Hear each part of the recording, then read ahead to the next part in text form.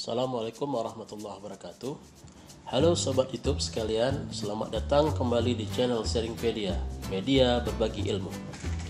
Di video ini kita akan membahas tentang dasar-dasar CorelDRAW.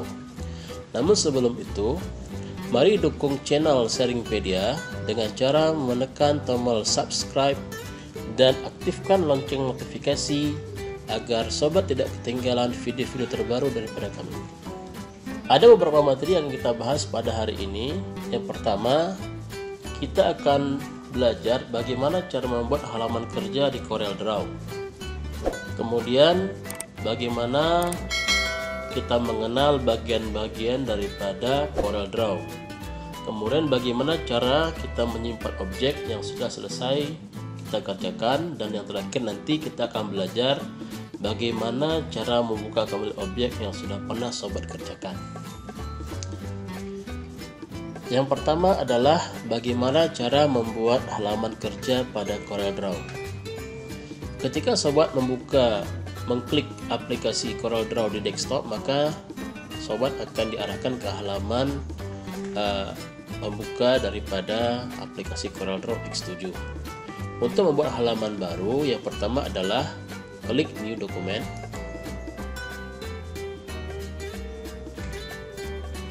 Nanti akan muncul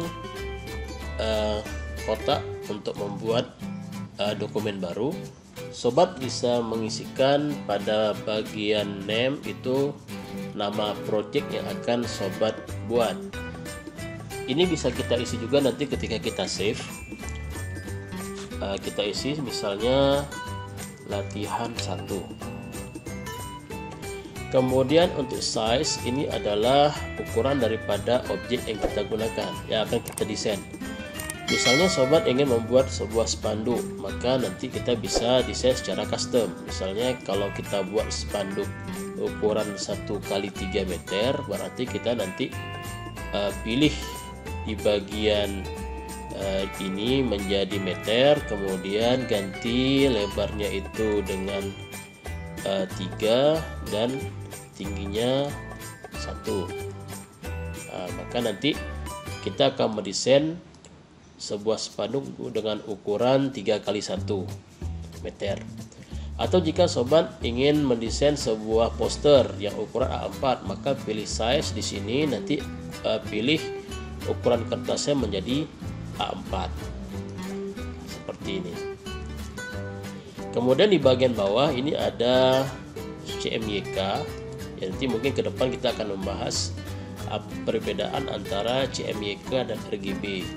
Intinya adalah kalau sobat ingin mendesain untuk spanduk itu kita sarankan menggunakan CMYK, sehingga nanti warnanya itu akan sama seperti warna desain yang sobat gunakan. Kemudian resolusinya itu biarkan saja default 300. Oke, kira-kira seperti inilah. Yang lainnya ini tidak perlu sobat isi, tinggal diklik OK saja.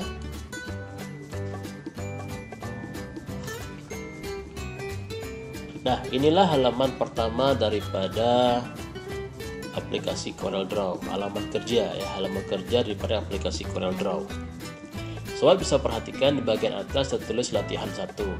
Dari mana ini? Ini adalah apa yang tadi sobat isi pada kolom name untuk nama project yang akan sobat kerjakan. Bagian atas ini kita dinamakan sebagai title bar, di mana nanti akan berisi judul daripada project sobat. Kemudian di bawah title bar ini ada file, ada edit, view, log, layout, object, efek dan seterusnya. Ini dinamakan sebagai menu bar. Dimana pada menu bar ini banyak menu-menu lainnya. Seperti kalau pada menu file itu ada menu new document, kemudian ada menu save as, import dan sebagainya. Atau pada menu edit itu ada paste dan sebagainya dan seterusnya. Ini adalah menu-menu yang ada di aplikasi CorelDRAW X7. Kemudian di bawah menu ini ada namanya toolbar. Toolbar ini adalah semacam shortcut yang membantu sobat ketika nanti ingin membuat sebuah desain. Toolbar ini sebenarnya ada di dalam menu bar. Contohnya seperti sobat ingin membuat halaman baru, itu juga itu ada di bagian menu bar daripada file dan sebagainya, atau untuk copy paste, ini ada di bagian menu bar edit. Jadi ini semacam shortcut ya untuk memudahkan sobat, sehingga sobat tidak perlu membuka menu bar untuk mengaktifkan toolbar ini. Kemudian di bawah daripada toolbar itu ada yang namanya properties bar, di mana properties bar ini menampilkan properti daripada objek yang sobat desain. Sebagai contoh, misalnya, mengapa di sini muncul A4? Karena lembar kerja yang sobat pilih tadi itu adalah lembar kerja A4. Jika sobat misalnya pilih lembar kerja A3 atau F4, tinggal ganti saja di bagian sini F4, maka lembar kerja sobat nanti akan berubah menjadi ukuran F4. Kami sangat menyarankan sobat sebelum mendesain itu harus menentukan terlebih dahulu ukuran daripada lembar kerja sobat. Kenapa? Karena ini akan sangat berpengaruh terhadap hasil print daripada objek yang sobat kerjakan. Misalnya sobat mengerjakan project itu di F4, di lembar kerja F4, tapi ketika sobat print, sobat itu ingin printnya di A4, maka itu otomatis nanti akan terpotong karena berbeda ukuran antara F4 dengan ukuran A4. Begitu pula misalnya sobat mendesain pada lembar kerja ukuran A3 seperti ini ukuran A3, tapi ketika sobat print menggunakan kertas A4, maka nanti otomatis ada bagian-bagian yang tidak akan terprint karena print ini ukuran lembaran kerja ini ukurannya adalah A3. Maka sebelum sobat ingin mendesain sebuah poster kah ataukah spanduk, maka pastikan terlebih dahulu berapa ukuran lembaran kerja yang sobat inginkan. Di sini juga sobat bisa memilih bagian custom. Misalnya sobat ingin membuat spanduk sebagaimana yang kita bicarakan di awal tadi, maka di sini nanti sobat bisa tentukan ukurannya, berapa ukuran daripada spanduk yang sobat buat. Di sini ukuran defaultnya itu adalah milimeter. Sobat bisa pilih menjadi meter misalnya untuk mempermudah. Jadi kita bisa ganti di sini untuk bagian lebarnya katakanlah menjadi 3 meter.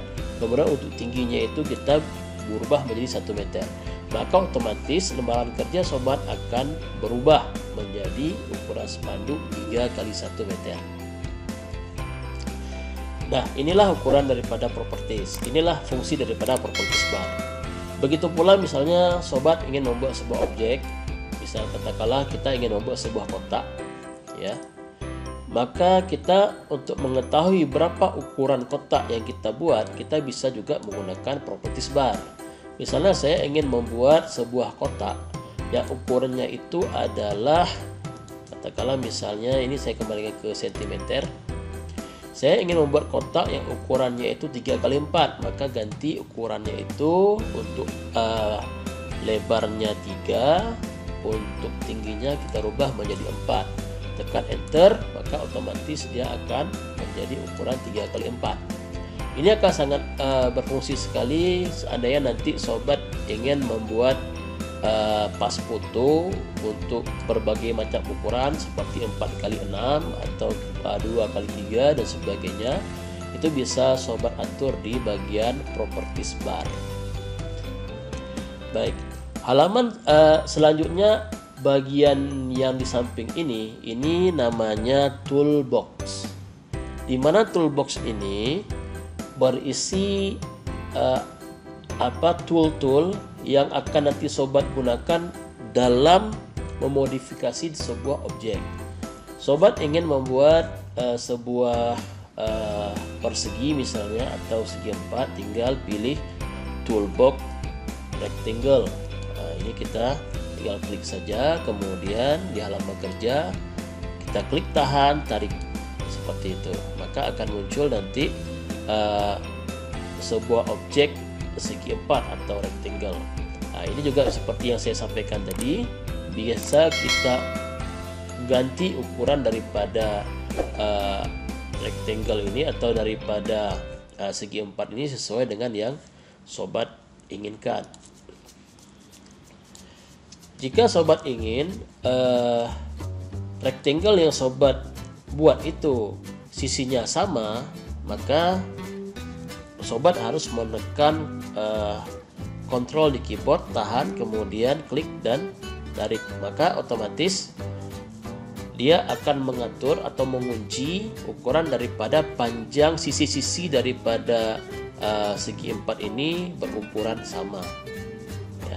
Begitu pula jika sobat ingin membuat lingkaran, misalnya tinggal klik saja bagian ellipse tool, kemudian tekan kontrol tahan di keyboard, kemudian tarik, maka nanti sobat akan mempunyai sebuah lingkaran dengan diameter yang sama. Nah, itu fungsi daripada toolbox ini. Selain itu juga ada di sini ada pick tool. Jadi fungsi pick tool ini itu untuk memindahkan. Sobat bisa memindahkan objek ini kemanapun yang sobat inginkan dengan menggunakan pick tool. Biasanya ketika pick tool ini aktif, maka kursor sobat akan berubah menjadi seperti ini. Seperti ini. Jadi seperti ada jangkar itu. Tinggal diklik saja di tengah, pindah kemana yang kita inginkan. Kemudian di bawah pick tool itu ada shape, kemudian ada macam-macam toolbox ini yang nanti bisa kita gunakan untuk memodifikasi daripada garis. Nanti akan tutorial selanjutnya akan kita bahas pada video selanjutnya. Kemudian ada bagian crop, ini biasanya kita gunakan untuk memotong ini untuk memotong daripada objek. Ini juga akan kita bahas nanti pada video selanjutnya. Kemudian ada bagian zoom, ini untuk memperbesar. Kemudian ada bagian freehand, 2 point line, breezer dan sebagainya. Ini digunakan untuk menggambar sebuah objek secara bebas. Misalnya kita menggunakan freehand, kita bisa mengklik kemudian membuat gambar suka hati kita menggunakan objek garis seperti ini. Tutorial selanjutnya akan kita bahas pada aplikasi pada video yang selanjutnya. Kemudian ada bagian artistik media, ini juga fungsinya untuk menggambar Nanti mungkin akan lebih jelasnya bisa kita bahas pada video selanjutnya. Ada bagian text tool.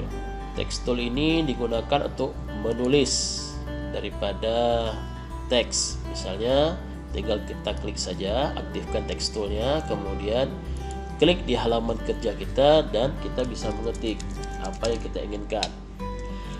Jika sobat ingin teks ini mengikuti daripada objek, sobat tinggal klik saja 2 kali, kemudian klik tahan dan tarik, maka dia akan mengetik sesuai dengan objek yang kita tentukan daripada garis-garis putus-putus ini. Tidak akan lebih, tidak akan kurang. Tapi kalau seandainya tidak kita aktifkan, itu dia akan mengetik. Dia akan mengetik tidak ada batas seperti itu. Jadi ada 2. Nanti penggunaan text tool ini, kalau kita klik sekali, dia cuma bisa kita ketik teks itu tidak ada batasnya. Tapi kalau kita klik 2 kali, kita bisa menentukan. Klik 2 kali, kita bisa menentukan sejauh mana teks itu ingin kita ketik, dan dia akan mengatur secara otomatis. Kemudian ada bagian drop shadow. Ini fungsinya adalah untuk memberi bayangan. Contohnya seperti ini, kita aktifkan. Misalnya ini adalah objek, tinggal kita tarik saja, maka akan muncul bayangannya nanti. Seperti ini. Ini kebetulan karena lembaran ini putih, jadi tidak begitu nampak. Kita coba tes, kita kasih warna seperti ini. Kemudian ada bagian transparansi tool. Ini fungsinya adalah untuk memberi efek transparansi. Contohnya seperti ini. Ini misalnya ada objek, kita ingin buat transparansi. maka tinggal diklik saja. Kita tarik ya, kita mau transparansinya seperti apa.